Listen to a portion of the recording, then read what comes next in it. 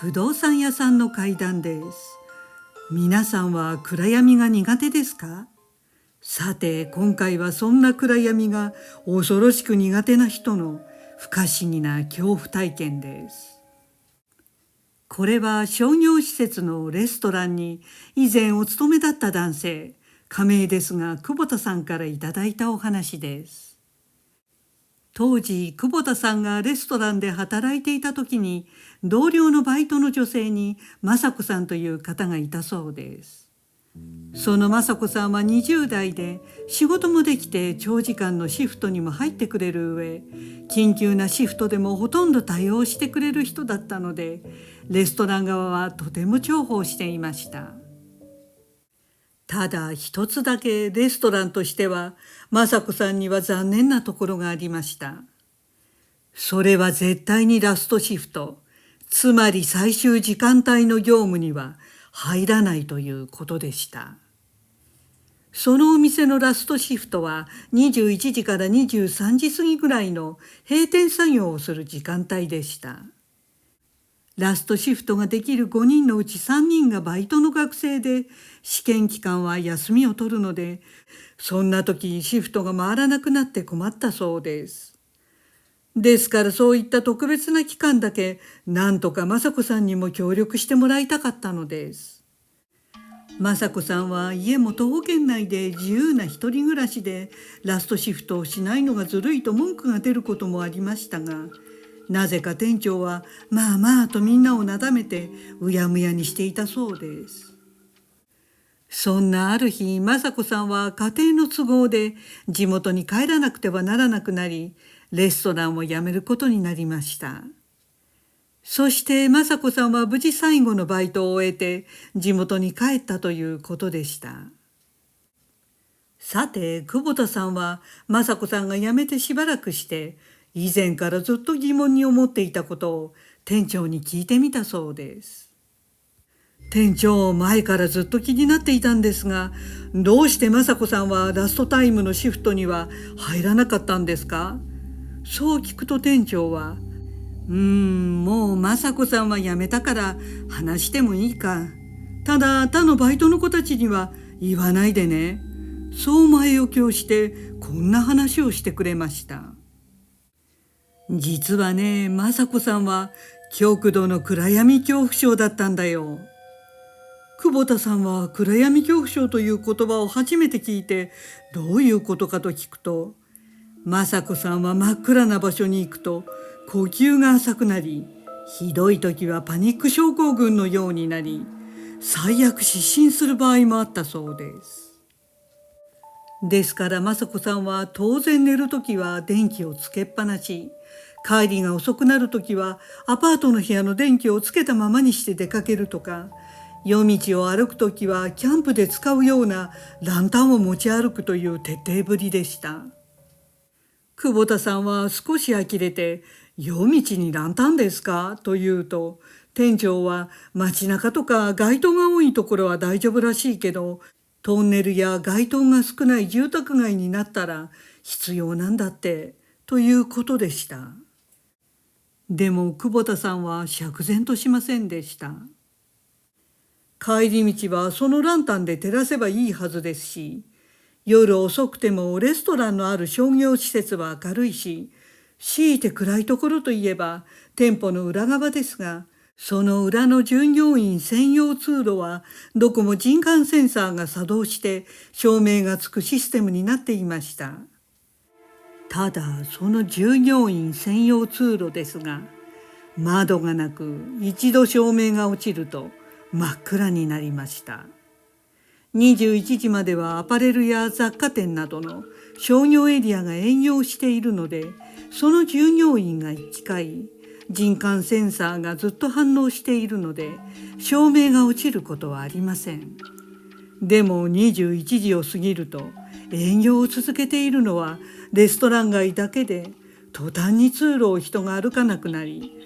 特に閉店後の23時以降は通路はほとんど真っ暗でした。どうやらこの通路が雅子さんにとってラストタイムのシフトに入れなかった理由のようでした。もし帰る時雅子さんが通路を歩かなくてはならない場合、一歩踏み出して人感センサーが彼女に反応するまでは通路は真っ暗なままで、その一歩を踏み出すこと自体が雅子さんには無理だったのです。久保田さんはそこまで聞いて、それでラストタイムができないんだったらなんとかなりそうだったけどなぁと思いました。すると店長は「実はね」と言ってある出来事を語ってくれました。それは少し前に従業員の一人が事故に巻き込まれてシフトに穴が開いた日がありました。ところがその日の夜は仕事を任せられるのが雅子さん以外いなかったそうです。ですから店長は無理を承知で雅子さんにラストタイムのシフトをお願いするしかありませんでした。そこで店長が帰りは従業員通路には自分が一緒に行って見送るという条件で何とか説得したそうです。さて雅子さんは当日順調に仕事をこなし、気がつくと22時を回っていました。その時間になるとお店のゴミを施設の集積所に持っていかなくてはならず、店長は雅子さんにお願いしました。この時間帯は他のレストランもゴミ出しなどの閉店作業が始まり、地下の集積所までは人の往来も少し多くなります。そこで雅子さんは安心してゴミを台車に乗せて地下1階に降りることにしました。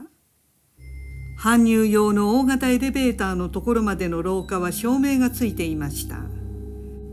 そして雅子さんはエレベーター乗り場に到着して下のボタンを押すとすぐ扉が開いたので、そのままエレベーターに乗り込みました。そして地下1階に到着し、エレベーターの扉がゆっくり開きました。その瞬間雅子さんは息を飲んだそうです。絶対に見たくない光景が目の前に現れたのです。エレベーターの前のまっすぐに伸びた長い廊下は暗黒の世界でした。窓のない廊下は外からの月明かりすら届かず、真っ暗で物音一つしませんでした。雅子さんは「ああ絶対無理」と無意識につぶやくと、全身鳥肌が立ち足がすくんでしまいました。そこですぐに店長に一緒に来てもらおうと思い、雅子さんは急いでエレベーターのドアの閉めるボタンとレストランの階のボタンを押しました。そしてエレベーターの扉は静かにゆっくり閉まり始めました。するとその時でした。目の前の暗黒の廊下の一番奥が突然パッと明るくなりました。奥の人感センサーが反応して、そこの一つの照明だけがついたということでした。雅子さんは「ああ向こうから誰か来たのかな」と思ったそうです。雅子さんは行き先の階もすでに押してあるのでエレベーターを降りるつもりはありませんでしたが、あれ変だなと思いました。誰かが歩いてくる様子がなかったのです。不可解に思っていると、突然廊下の照明が奥から一つ一つパッパッパッとこちらに向かって点灯してくるのが見えました。それは誰かが雅子さんに向かって近づいてきていることを意味しました。でもその時雅子さんに旋律が走ったそうです。廊下は奥からどんどん明るくなっていくのに、足音も物音一つなく、やはりそこには誰もいなかったのです。人間の動きに反応して作動する照明なのに、誰も歩いていません。それでもどんどん照明がついていき、目には見えない何かが空気を割って雅子さんに近づいてきているのが分かりました。早く早く閉まってと雅子さんはパニックになりました。そしてあと一歩でエレベーターの目の前の照明が点灯するところで扉が完全に閉まったそうです。ああ、危なかった。その間10秒もない出来事でしたが、雅子さんには10分ぐらいに感じました。でもとにかく何事もなかったので、雅子さんはほっとして胸をなで下ろすと、エレベーターはゆっくりレストランの階に登っていきました。今のは何かが自分の方に向かってきていた。雅子さんはそう感じました。そしてやっと落ち着きを取り戻したと思った瞬間でした。突然エレベーターの外側からダダダダダダと殴りつけるようなものすごい音が響き渡り、それと同時にエレベーターがガタガタガタガタガタと小刻みに揺れ出したそうです。雅子さんはキャーッと悲鳴を上げて腰を抜かしエレベーターの床にへたり込んでしまいました。まるであの地下の何かがエレベーターに乗り損ねたことに怒っているかのようでした。するとチーンとなってエレベーターは元のレストランの階に止まり、ゆっくりドアが開きました。ああ、助かった。そう思い雅子さんが必死に起き上がって降りようとすると、どういうわけかそこは暗闇になっていたのです。そんな、ありえないと雅子さんは愕然としました。それはまるで雅子さんを追い詰めるかのように廊下の照明が落ちて真っ暗になっていたのです。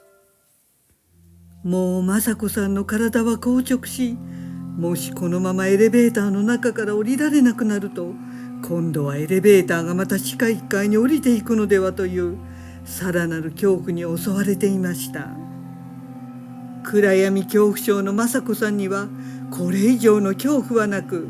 ついに「助けて!」と声を上げて泣いていました。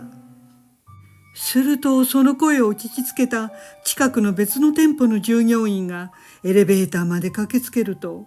中で雅子さんが壊れたアラームのように「助けて助けて!」とずっと狂ったように泣き叫んでいたそうです。そんなエピソードがあったので、雅子さんに店長はラストタイムに入ってくれとは頼めなくなったということでした。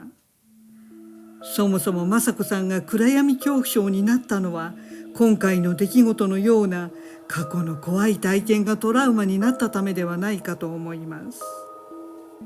ところで人感センサーは通常熱源の動きと揺れるものに反応するそうです。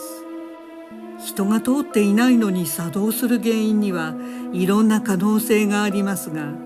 どれもこの雅子さんのケースには当てはまりませんでした。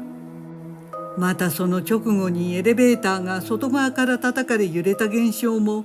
原因不明で故障ではなかったということです。ご視聴ありがとうございました。よろしければチャンネル登録といいねボタンをお願いします。